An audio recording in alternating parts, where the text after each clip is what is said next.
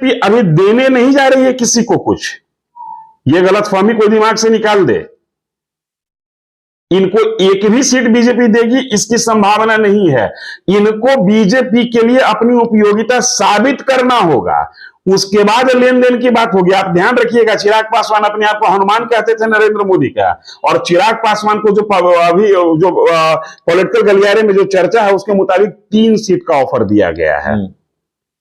जिस पार्टी ने संगठित रूप से 6 सीट जीता हो, जो पार्टी का टूटने के बावजूद जिस पार्टी का वोट बैंक जिस व्यक्ति के साथ इंटैक्ट है, उसको 6 में से 3 सीट ऑफर किया जा रहा है। उपेंद्र कुशवाहा के पास क्या है अभी? अरे ये अपनी हैसियत का अंदाजा इनको लग गया था ना 2019 के लोकसभा चुनाव में, 1 सीट जीते थे का ये।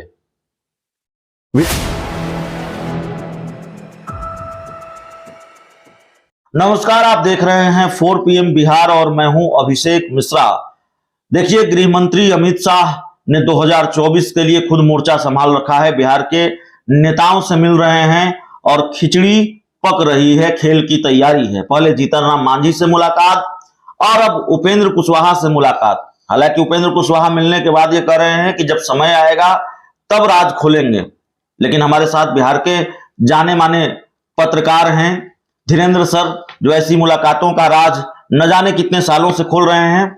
सर, उपेंद्र कुशवाहा मिलकर आते हैं अमित शाह से और उसके बाद कह रहे हैं जब समय आएगा तो राज खोलेंगे। खिचड़ी तो पक गई है या पक रही है, ये तो तय है ना। खिचड़ी तो बेसिकली पकेगी 2024 में, अभी खिचड़ी पकने की प्रक्रिया में है।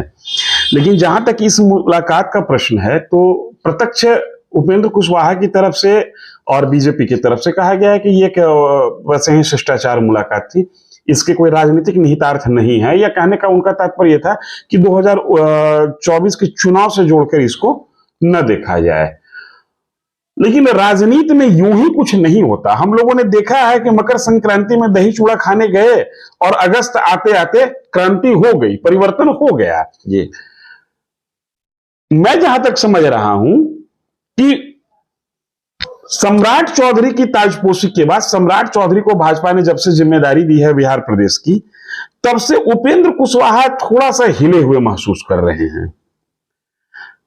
ऐसे उपेंद्र कुशवाहा की बार्गेनिंग कैपेसिटी थोड़ी ज्यादा होती कुशवाहा वोट बैंक के मद्देनजर, लेकिन बीजेपी ने सम्राट चौधरी को आगे करके उपेंद्र कुशवाहा की बार्गेनिंग कैपेसिटी को थोड़ा सा कम किया है। तो जब व्यक्ति डरा हुआ होता है तो वो घेराबंदी पहले से करना शुरू करता है, और इसी घेराबंदी की कवायद में उपेंद्र कुशवाहा बीजेपी के वरिष्ठ नेता केंद्रीय गृह मंत्री अमित शाह से मिलने गए, और आश्वासन क्या मिला, बातचीत क्या हुई, ये कहना मुश्किल है, क्योंकि उपेंद्र कुशवाहा बीजेपी के लिए अब उतने ट्रस्टेड नहीं रहे। जो व्यक्ति 5 साल के सत्ता में रहने के बाद कहे कि भाजपा बुरी पार्टी है, भाजपा के साथ 5 साल सत्ता सुख भोगने और मंत्री पद पाने के बाद कहे कि भाजपा बुरी पार्टी है, और नीतीश कुमार के साथ मिलने के बाद एक सूत्रीय कार्यक्रम भाजपा को सिर्फ गाली देना था। नहीं, हाल ही में यह भी कहा कि मर जाना पसंद करेंगे लेकिन बीजेपी के साथ जाना पसंद नहीं करेंगे। नहीं, इस बयान का तो मैं बहुत ज्यादा महत्व नहीं देता हूं, क्योंकि नेता जीवित दिखता है, वैसे वो अंतरात्मा उसकी मृत ही होती है, उनकी अंतरात्मा में जान नहीं होता है। अमित शाह अब उपेंद्र कुशवाहा के साथ फूक फूक कर चलेंगे, और मैं पहले भी कहा कि एक और पत्रकार साथी आए थे बात करने के लिए इस विषय पर, मैंने उनको भी यही कहा था कि उपेंद्र कुशवाहा के साथ सीट अरेंजमेंट की बार्गेनिंग करना बीजेपी को किसी भी सूरत में फायदा नहीं देगा। उपेंद्र कुशवाहा को वहां से शुरू करना पड़ेगा जहां पर आज के 3-4 साल पहले चिराग पासवान थे। 2020 में चिराग पासवान की जो भूमिका भाजपा के लिए रही, वैसी भूमिका का निर्वहन करके उपेंद्र कुशवाहा को अपनी क्रेडिबिलिटी, अपनी उपयोगिता बीजेपी के सामने साबित करना होगा, तब जाकर उपेंद्र कुशवाहा बीजेपी के साथ कुछ बार्गेन करने की स्थिति में आएंगे। अदरवाइज वर्तमान स्थिति यह है कि उपेंद्र कुशवाहा न 3 में न 13 में, महागठबंधन से भी गायब हैं, और एनडीए भी अब उनको बहुत ज्यादा वैल्यू देने के चक्कर में नहीं है, जो कि जिस वोट बैंक के आश्रय उपेंद्र कुशवाहा कूद रहे थे, उस वोट बैंक का बड़ा समृद्ध है, और उस वोट बैंक में गहराई तक पैठ रखने वाला व्यक्ति आज बीजेपी का प्रदेश अध्यक्ष है। इसलिए उपेंद्र कुशवाहा की बार्गेनिंग कैपेसिटी कम हुई है और ऐसी स्थिति में उपेंद्र कुशवाहा को अपनी उपयोगिता साबित करनी होगी। साबित करने के बाद तब जाके इनको कुछ प्राप्त होगा। और ये साबित करना इसलिए भी इनके लिए जरूरी है कि ये एक बार उछल-कूद कर चुके हैं, इनकी क्रेडिबिलिटी संदिग्ध है। नहीं तो सिर्फ काराकाट सीट या एक दो सीटें और मिल सकती है। बार्गेनिंग फैक्टर की अगर आप बात कर रहे हैं तो ये समझना पड़ेगा कि उपेंद्र कुशवाहा को बीजेपी कितनी सीटें देने की हैसियत रखती है या देने की स्थिति में है। हैसियत नहीं, स्थिति। आप देने की बात कर रहे हैं। अमित शाह हाल के दिनों में बिहार आए थे, वो तो लेने में लगे हुए हैं।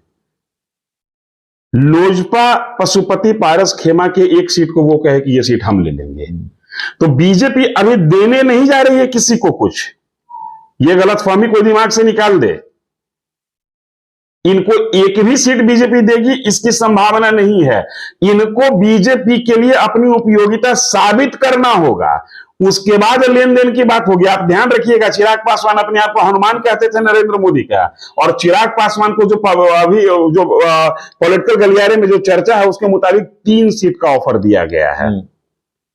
जिस पार्टी ने संगठित रूप से 6 सीट जीता हो, जो पार्टी का टूटने के बावजूद जिस पार्टी का वोट बैंक जिस व्यक्ति के साथ इंटैक्ट है, उसको 6 में से 3 सीट ऑफर किया जा रहा है। उपेंद्र कुशवाहा के पास क्या है अभी?